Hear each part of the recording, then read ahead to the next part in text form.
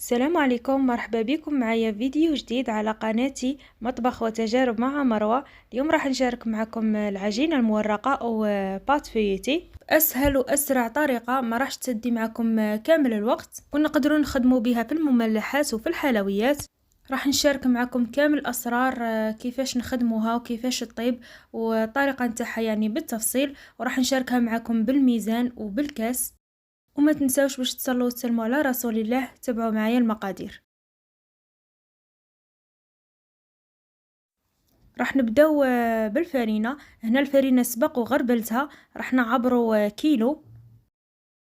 راح نمدها لكم بالكاس هكا باش تعرفوا العبار. راح نخلي لكم كامل المقادير في صندوق الوصف.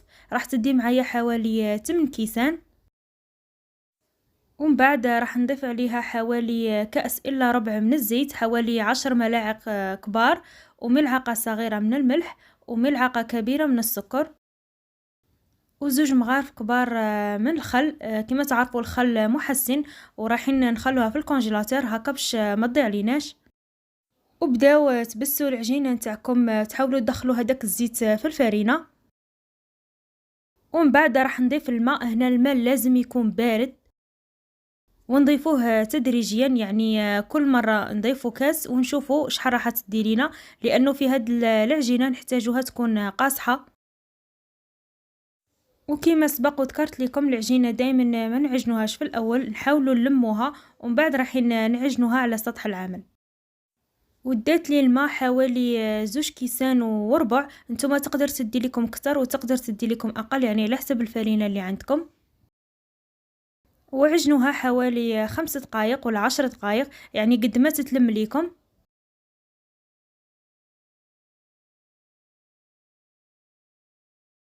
هذا هو القوام تاعها، يعني نحتاجها تكون كيما هكا قاصحه، لانه من بعد راح نضيفوا ليها الزبده راح تجي هذاك هو القوام. ونديروها في ساشي ولا بابي فيلم ونحطوها في الفريجيدار ونخلوها تريح حوالي نصف ساعه ولا 20 دقيقه. يعني حاولوا تخلوها تريح هكا باش ما تغبنكمش في الخدمه.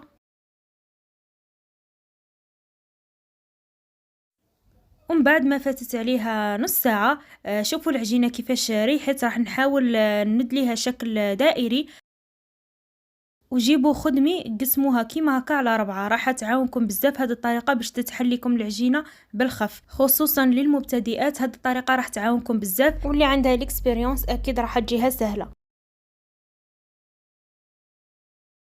راح نحاول نعطيها شكل مستطيل، ومن بعد راح نحط الزبده. هنا الزبده درت 500 غرام في كيلو نتاع فرينه، راح نديرو 500 غرام من زبده التوريق، يعني سبيسيال تاع التوريق. ونحاول نغلقها مليح في الاطراف، لازم من هذه الطريقه باش ما تخرج ليناش العجينه. ونعاونوا رواحنا بالفرينه، ما نخدموش بالمايزينا، الفرينه فقط. ومن بعد نبداو بالحلال ونفتحوها بالطول ومن بعد بالعرض، ونعاونوا رواحنا مره مره بالفرينه. كل شيء راه موضح في الفيديو، يعني تبعوا الفيديو اكيد رايحين تنجحوا فيها. ومن بعد راح نطويها. هنايا الطيه الاولى لازم نطوها بهذه الطريقه، يعني كما راها موضحه في الفيديو. ولازم خطوة أساسية تنفضوا هذيك الفرينة، يعني ما تخلوهاش هكا باش تجي مورقة أحسن وما تجيش معجنة. ومن بعد تقدروا تخلوها تريح، يعني من بعد ما تطووها الطية الأولى، ولا تقدروا تخدموها تمتم، يعني نتوما وعلى حسب الوقت نتاعكم. نزيدو نكملو نفتحوها بالطول وشوية من العرض، يعني ما تحلوهاش بزاف من العرض هكا باش ما تعذبكمش كي تكونوا تطووا فيها. وفي المرحلة الثانية راح ندير دوبل تور، يعني بهذه الطريقة. وحاولوا تلصقوا مليح الأطراف مع بعضهم باش تجيكم فيتي كتر وكتر.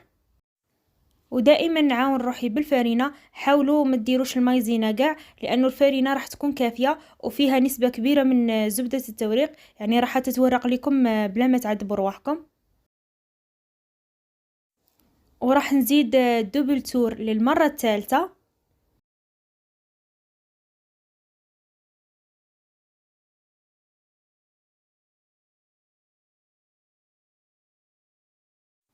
تقدروا في هذه المرحلة الثالثة تحبسوا الفيطاج تاعكم.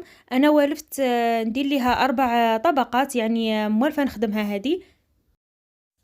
وصدقوني راح تجي ناجحة يعني من أول مرة، خصوصا للمبتدئات اللي عمرها في حياتها ما دارت العجينة المورقة. صدقوني راح تنجح معاها. تبعوا برك الخطوات، ماهيش صعيبة يعني، ماهيش حاجة كبيرة. إذا شفتوها عجبتكم خلوها تريح كل مرة، يعني تريح 5 دقائق ومن بعد تفتحوها عادي. وفي المرحلة الأخيرة راح نديرها بهذه الطريقة.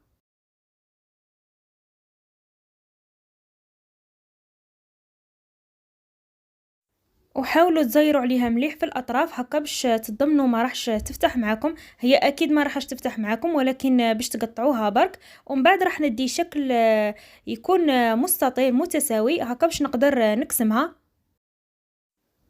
ومن بعد هنايا تقسموها كيما تبغوا، بغيتوها على 2 ولا على 3، يعني كل وحده وطريقه الاستخدام تاعها. وراح نوريكم عن قرب التوريق. شوفوا كيفاش راه يبان الفيطاج، يعني ما شاء الله. وكل شيء راه موضح قدامكم في الفيديو، راكم تشوفوا الفيطاج كيفاش داير، والطريقه نتاعها سهله يعني ما تديش منكم بزاف الوقت. ومن بعد رايحين نلفوها في ساشي ولا بابي فيلم. لازم نغلفوها كيما هكا باش ما تدخلهاش الهواء، وزيد تبقى محافظه على الشكل نتاعها. وفي كيلو فرينه ورطل نتاع زبده قطعت لينا كميه ما شاء الله. راح نوزنها معكم باش تشوفوا شحال جاتني بالميزان. القطعة الواحدة جاتني فايت رطل، يعني كل قطعة راه يكون فيها فايت رطل، انا ما قسمتهمش بالميزان. وشوفوا التوتال نتاعها كاع جاتني 2 كيلو 184 غرام، كمية ما شاء الله. يعني في كيلو فرينة ورطل نتاع زبدة شوفوا كيفاش قطعت لنا كمية. اصحاب المشاريع اكيد راح يديروا بها حالة. وهنا ديت قطعة باش نجرب معاكم وتشوفوا الفيطاج يعني قدام عينيكم. راح ندير تشكيلة من المملحات. ودائما باستعمال الفرينة والحلال. هنا حاولوا ما ترقوهاش بزاف. ومن بعد راح نبدا نطبع فيها. راح ندير لي فولوفون. وهاد العجينه المورقه عندها بزاف استعمالات، تقدروا ديروهم ميلفاي، ليمونشو، كوكا، كرواسون. كاين بزاف استعمالات يعني عندها لا حدود، وخصوصا في رمضان عندها بزاف استعمالات. وهاد العجينه راح نزيد نخدم بها، يعني راح نديرها في ساشي باش ما تنشفليش. وهاد الزوائد ولا لي شيت لي بقاو لينا ما نعجنوهمش، نحاولوا نحطوهم يعني وحده فوق وحده هكا باش يزيد يكمل التوريق نتاعها. لانه لو كان نعجنوها راح كامل هذاك التوريق وما راحش نعاودو نزيدو نستخدموها مره واحده اخرى، يعني راح تكون الخساره. ونديرو في بلا اللي يدخل الفور. وكنت ديجا درتهم بالبيض ولصقتهم يعني حبه فوق حبه كيما صابلي. ما بانتليش في التصوير. وزيد ما بغيتش نطول عليكم بزاف في الفيديو، يعني بغيت نمد لكم مقتطفات. راح ندير لي سيجار صالي او ليمونشو. ماهيش لا كريم تاع ليمونشو، ولكن باش نوريكم الفويطاج. وراح ندير كميه من كرواسون، يعني ما درتش الحشو كامل، راح نوريكم فقط التوريق. وفي بلاصه الفرماج كيما درت تقدروا ديروا شوكولا ولا تقدروا ديروا لا كريم باتيسير هكا باش تجيكم حلوه. ومن بعد راح ندهنهم بالبيض ونديهم يطيبوا. لازم يدوا راحتهم في الطياب، يعني رايحين يطولوا شويه في الطياب. ما تقلقوش عليهم، نقصوا عليهم النار وخلوهم يطيبوا من التحت ومن بعد شعلوا عليهم من الفوق. وهذوك الزوائد اللي شاطولي درتهم كامل مع بعض، لفيتهم وراح نديرهم في الكونجيلاتور. نهار اللي نسحقهم راح نخدم بهم. وهذه هي النتيجة النهائية. راح تكون عندكم واحد النتيجة ما شاء الله. صدقوني اللي عمرهم ما خدموا بالعجينة المورقة رايحين تنجحوا فيها من أول مرة. شوفوا كيفاش راهي تبان، يعني ما شاء الله. تقدروا تقسموها في النص وتحشوها يعني بالدجاج وبالفرماج، وديروا واش تبغوا ديكوروها من الفوق، يعني عندها بزاف استعمالات. شوفوا كيفاش راهي تبان مورقة وخاوية من الداخل، يعني التورق راهي يبان قدامكم. تجي مقرمشة وتجي بنينة بزاف. تبعوا فقط المراحل واكيد راح تنجحوا فيها. وصلنا لنهاية الفيديو. اذا عجبتكم الوصفة ما تنسوش باش تشتركوا في القناة وتفعلوا زر الجرس باش يوصلكم كل ما هو جديد. راح نخليكم مع بقية الفيديو. دمتم في رعاية الله وحفظه. سلام.